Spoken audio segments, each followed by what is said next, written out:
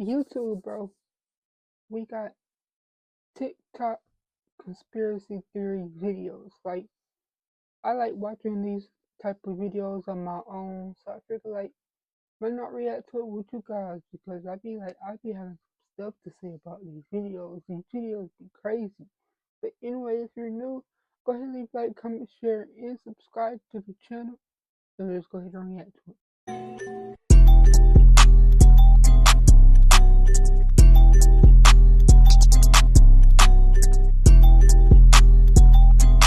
Okay, my conspiracy of the day is that I don't believe that every person that we see out in public is a real human being with a soul and a heartbeat. I think there's NPCs walking around that are not real What? humans, almost like extras in a movie, background characters. Call me crazy, but I don't believe it. Oh, bro, y'all think that? Y'all really think there's fake people in this world? Like, not woke people in this world? Oh no. It's like, yeah, some people can be dumb, some people can like not know stuff, but there might be some real NPCs in this world, bro. The world ended in 2012. Well, a lot of people believe so. And not in the Hollywood fireballs and explosions way. No, they believe something far stranger happened, that reality itself shifted, and there is a good reason to believe so. The Mayan calendar didn't mark the end of the planet, it marked the end of the timeline we knew. Think about it. It's like that movie 2012, bro. 2012. Y'all ever watched that movie? How it like all went down and stuff? I think that's why they named it 2012. 2012. The Mayans. It. Since 2012, doesn't the world feel off? Time feels faster. Memories don't match. Small details, brands, movie lines, even history itself have changed. People call it the Mandela effect. I call it leakage.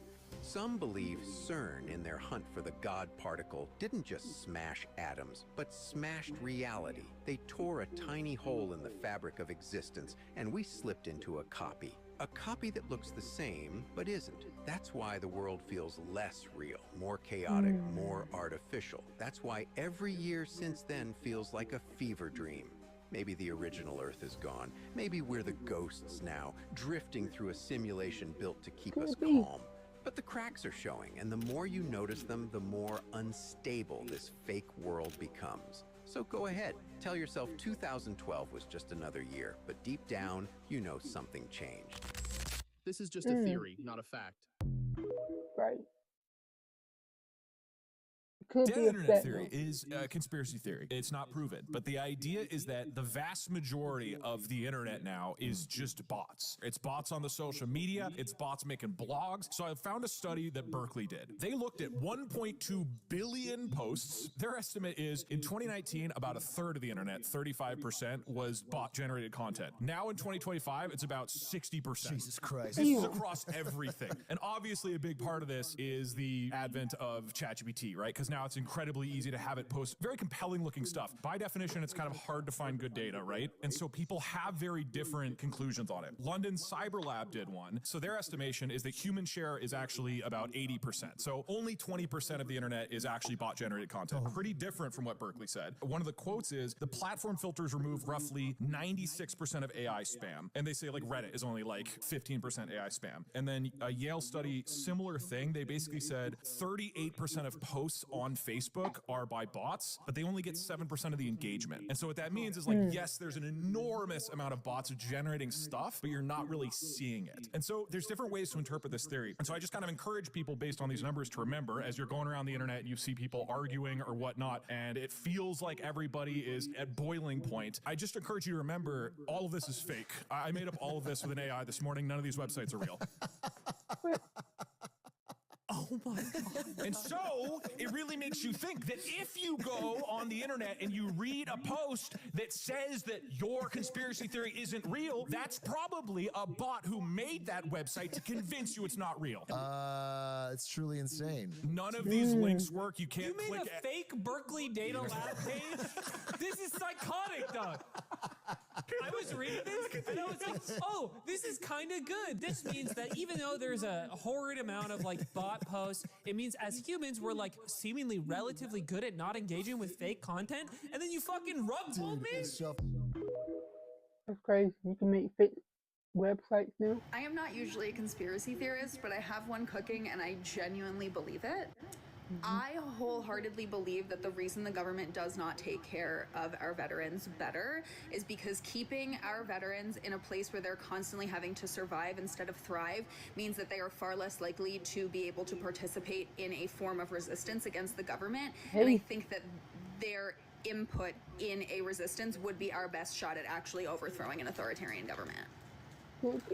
Thoughts, comments, questions, concerns? Leave y'all thoughts and comments down below. So I don't think I'm the only one tripping on this picture of Justin Here we Bieber go, posting a picture of a child with a pizza emoji on it. And this guy has to know about the conspiracies with this one. And if you know, you know, but There's a conspiracy theory with pizza now. Bro, I just had pizza yesterday, bro. I hope he ain't gonna say nothing bad about pizza, bro. I looked at the comments because there's 12,000 of them and everyone is asking the same question. Like literally, you could have put any other emoji other than a pizza. It always feels like Justin Bieber's trying to say something, but he can't really say anything. So he just does stuff like this, especially with the Yummy music video and the Diddy stuff. Like, I don't think he's a bad guy. I just think he's trying to communicate and wants to say stuff, but can't. I don't know.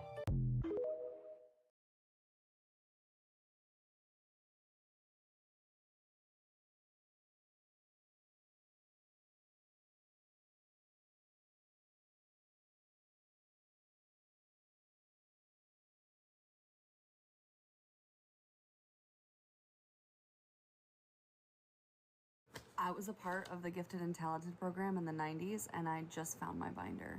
The things I found. For starters, they had us doing worksheets in Morse code.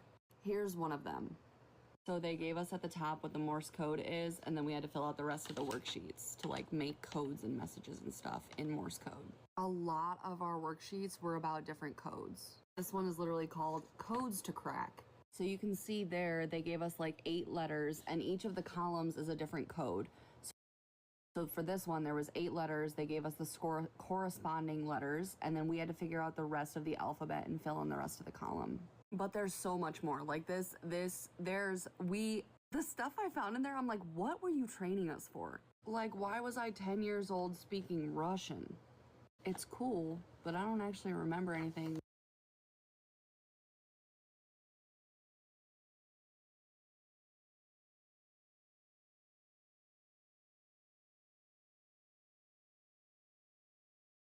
Except that's my name.